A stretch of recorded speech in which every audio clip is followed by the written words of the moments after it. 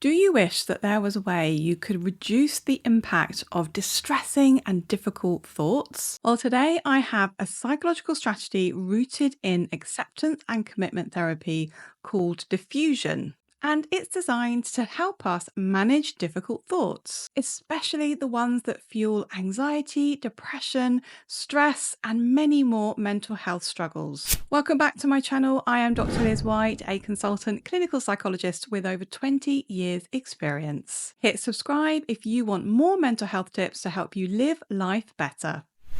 We all know how overwhelming our minds can get, whether it's the constant worry of anxiety or the self-critical thoughts that can come along with depression or the racing mind that can happen when we are stressed. It's easy to get trapped by what our thoughts tell us. But here is the thing.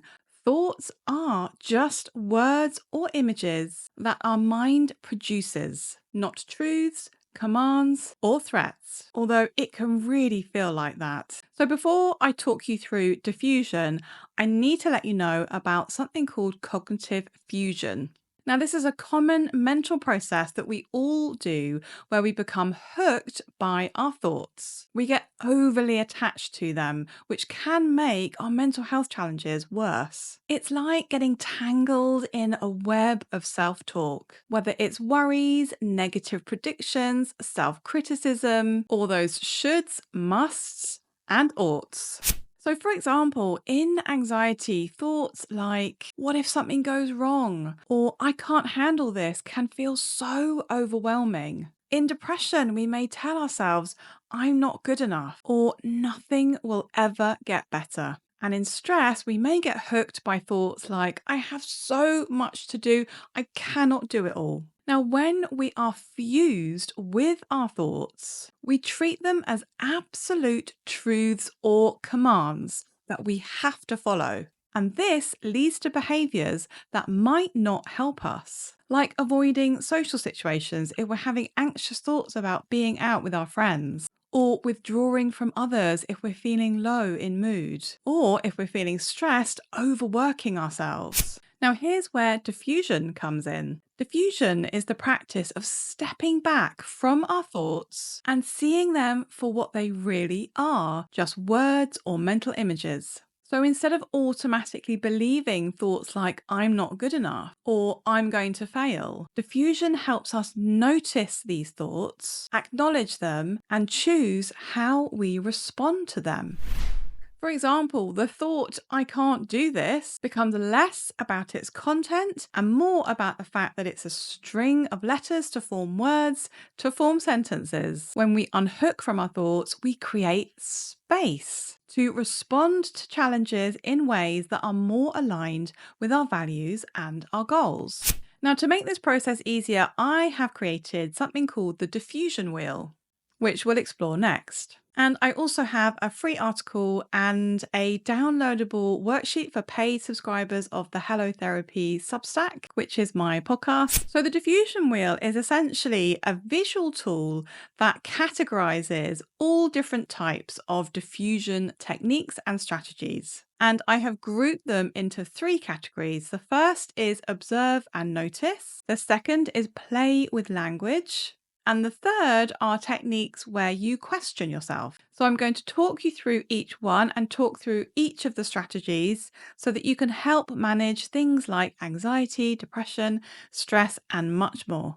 And if you're getting value from this video so far, do hit the thumbs up. So the first step in diffusion is about observing and noticing your thoughts without getting caught up in them. So the first strategy is stop, pause, notice, and name. So when a difficult thought shows up, you would stop what you're doing or just pause, take a deep breath, and notice what your mind is saying. Is it a worry? Is it a self-criticism? Is it a negative prediction? Naming the thought is key here. So you might say something like, here's an anxious thought, or I'm noticing a self-critical thought. And that can help you create a little bit of distance from it. The second technique is thoughts as pop-up banners. So you know those pop-up ads that we can get sometimes on the internet or in blog articles in our email. So with this technique, you would just picture your thoughts as a pop-up advert. So I don't know about you, but when I see pop-up ads on my screen of my computer, I do not click on them. I do not engage. And that is the idea with these thoughts, is that they can pop up, but you don't need to engage with them. So you just notice that they've appeared and then redirect your focus to something more helpful, more meaningful, or just to the task that you're doing. And the last technique is balloons in the sky. So here you would just imagine that your thought is written on a helium balloon and you imagine yourself letting go of that balloon. And if you think in images, then you would just imagine yourself drawing that image of the thought on the balloon. And the key here is that you don't have to grab onto them once you've let go. You can literally just watch the balloon float away. And this visualization exercise can be particularly calming if you are experiencing anxiety.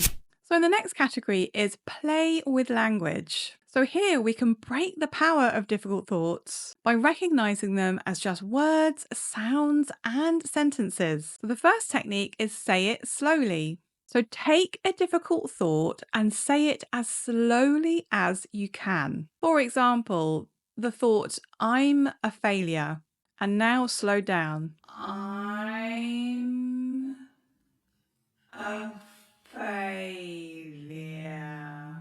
When you slow it down, it becomes much easier to see or experience the thought as just language, just a group of sounds rather than an absolute truth. Now, the next technique is related to say it slowly, but it's the opposite. It's repeat it as quickly as you can. So here we just repeat the thought over and over and over again as quickly as we can within about 30 to 60 seconds. And again, this turns a distressing thought like I'm not good enough into a string of sounds. And that in turn reduces its emotional impact. It takes the sting out of it. So let me show you what I mean. Notice here what happens to the sentence. I'm not good enough. I'm not good enough. I'm not good enough. I'm not good enough. I'm not good enough. I'm not good enough. I'm not good enough. I'm not good enough. I'm not good enough. I'm not good enough. I ran out of breath. So what happened there? It just became a sound, didn't it?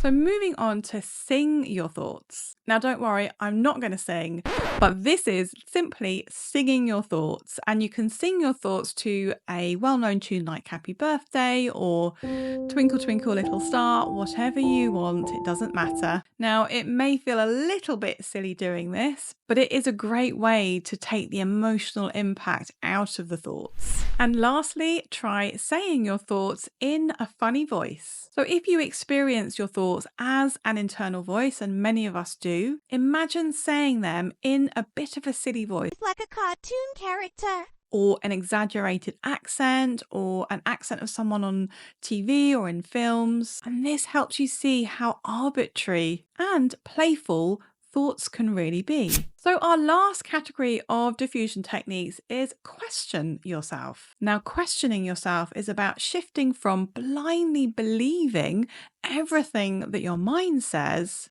to questioning the thought's usefulness. So the first technique is, what is my mind saying? So this one's really simple. All you do is ask yourself in the moment when you're having a distressing or difficult thought, what is my mind saying? And this instantly helps you notice your mind at work. It helps you observe your thoughts instead of immediately reacting to them. The second technique is this thought helpful? So ask yourself, is this thought that I'm having actually helping me? For example, if you're thinking, I am going to fail this presentation today, consider whether believing that thought is helpful to you. I'm going to guess no. It's probably feeding your anxiety. So if you decide, actually, yes, this thought is really unhelpful, then focus on what will help. So rather than getting stuck in, I can't do this presentation, I'm going to fail, I'm going to make a fool of myself, you redirect your focus to, okay, I'm having these anxious thoughts and I can notice that they are there, they are not helpful to me. So what can I do to help myself in this situation? And that might look like preparing for the presentation, or maybe practicing it, or seeking support. And the last strategy that I have for you is, if I buy into this thought, where will it lead me?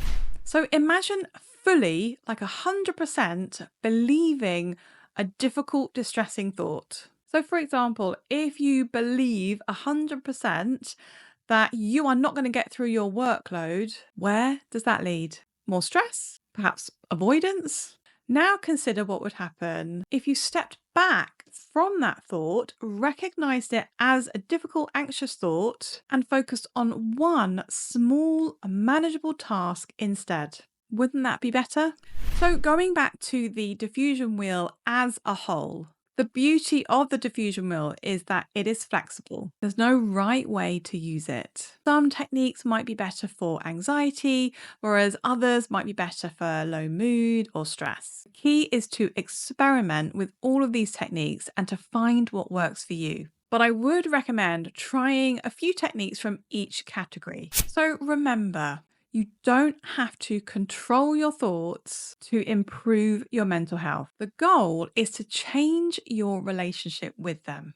And when you unhook from unhelpful or distressing thoughts, you create the space to respond with clarity, with compassion, and intention, all rooted in what's important and what you feel is valuable to you. So that brings us to the end of this video. I do hope you got some value from it. If you did, please hit the thumbs up and don't forget to subscribe.